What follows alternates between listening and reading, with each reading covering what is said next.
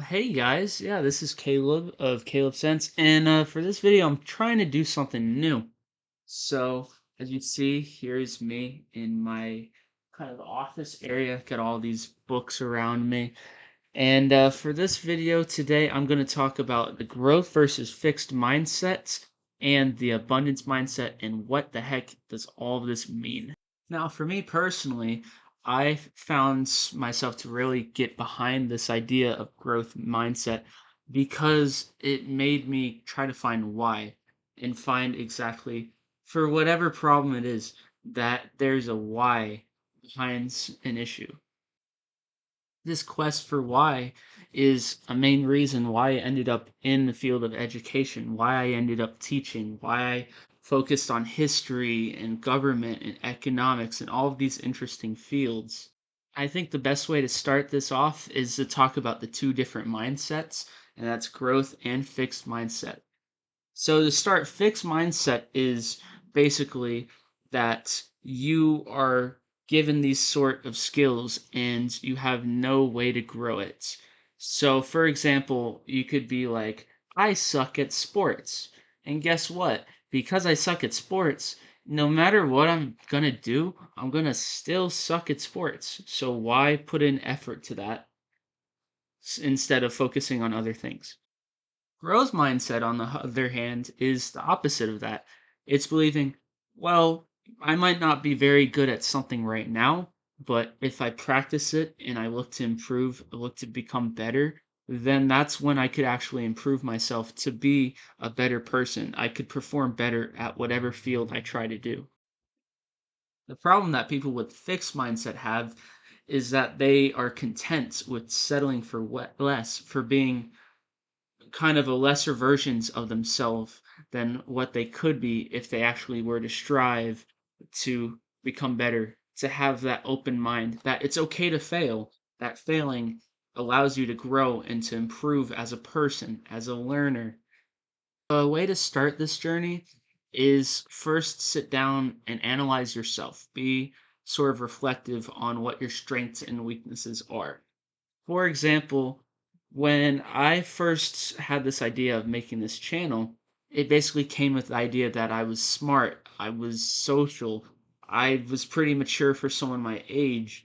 These sort of things led to me having this idea of making this channel, of actually starting to make these videos and to really focus on these ideas and kind of drill into the passion that I've always sort of had of being a learner and spreading that to other people. Now you'll see a list of just a few of the ideas that I had when I actually sat down and looked to be reflective of myself. And now this channel isn't fully going to talk about all of these types of trends, and kind of my mindset's changed on a few of these things from when I originally came up with this. But I think it's a good idea to get three or four ideas that you know are something you're passionate and you're talented at, and then kind of branch off into all these other sort of relevant subfields. And if you're struggling with this, that's when you have the chance to ask other people. And the more people that you ask, the more different ideas you get. It just allows you to have more kind of reliable ideas in what your talents are. And once you get these sort of ideas, you could focus on either elevating your strengths or kind of focusing on your weaknesses. Now, a book that I've recently been trying to get into is The 4 Hour Work Week. And what the argument is in this is that you should focus on elevating your strengths. You should focus on having your set thing that you're good at and you know you're good at and you're better than almost everyone else at, and you hone that. And I think it's a thing that once I got into this whole self-improvement field, I've noticed is that there's so many people that say the same things, that it's all about elevating your strengths. It's all about sort of becoming this expert in one designated field. Because if you're pretty good at everything across the board, it's great to have. You're a great asset because you can do everything. You're kind of a jack of all trades type of person. But if you're an expert on, say, one or two specific things, you could rise to the top of your field in something, and that's where you actually get appreciated. It's actually where you'd start to reach more and earn more than, say, your other colleagues. And this was an idea that I was really trying to hone in my last video, is that you improve in what you spend your time doing. It's that 10,000 hour sort of mindset that you focus on something, you'll improve in that one area. So you pick areas that you know are valuable. This data is free for anyone to see. I put the list of the jobs that were the highest paying. So you focus on something like this and you practice, you work at it, you get better. That's when you have valuable traits that are sought after in the workplace. The first step for implementing growth mindset is to start goal setting. And to do this, you want to do short, medium, and long term goal setting. So, for example, if you want to run a marathon by the end of next year, you would say, okay, for my short term goal, I want to focus more on the process. I want to try to up my cardio up to, say, maybe 3 days a week.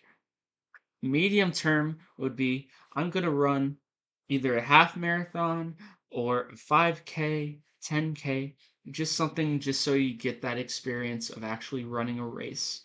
And then with the long term goal being is running that marathon, going out there and actually accomplishing your goal. These long term goals look to emphasize the difference between going too hard or going too soft. And in the book Atomic Habits by James Clear, he made this apparent by having the zone of long term growth, which basically looks to find the middle ground between getting burnt out by something and doing too little or becoming lazy. The purpose of this is to basically get behind the idea that you need to have consistent, small, incremental gains. So it's about just being consistent to fall in love with the process. And that's stuff I'm going to talk about more in my next video. So definitely stay tuned for that. But it's stuff that I find really interesting and stuff that there's tangible progress that it actually works. Another positive trait that having a growth mindset will do for you is it lets you have an open mind. That makes you less influenced the action of people around you because you have grown to become self-sufficient. And kind of a segue is talking about the people around you. If you have people around you who kind of perpetuate these bad ideas, whether it's, drinking every day, eating like crap, smoking, or doing other types of drugs. It's gonna start a habit of these negative actions, and these actions will become your destiny, much like everything I've been talking about in the past two videos now. So you have to pick your people around you who can amplify and uplift you to become a better person. You need to not be around people who validate you doing negative things. They need to uplift your positive traits and strike down the sort of negative traits. And it kind of goes back to the famous quote that if you're around five millionaires, you're going to be the sixth. But if you're around five stoners, you're also going to become the sixth. So it's the fact that you are who you're around and you are what you spend your time doing. And another sort of aspect that I'm going to cover on a bit more in future videos is the whole idea of an abundance mindset. That if you succeed, you don't need to put other people down as well. You build up your people around you, your friends around you, your family around you, so everyone will succeed and do better at the same time. So that down the line, you have people around you who are also stronger and in a more powerful position than if you put them down. And that's why someone like Gary Vee is someone I really find inspirational because he's talked about this. He's talked about that and the idea that even if you're young, you still have all this time and that you could change in an instant and grow to become the type of person you want to end up being. And one final idea before I really sign off here is work on yourself. Don't try to put yourself in anyone else's shoes. See and look, compare yourself to where you were a while ago. Look to improve yourself. And remember, comparison is the thief of joy. Thank you all for watching up to this point. And just kind of a question here as I'm kind of getting this YouTube channel set up. How many of you would be interested in maybe breaking down book reviews, much like I kind of mentioned with 4 Hour Work Week?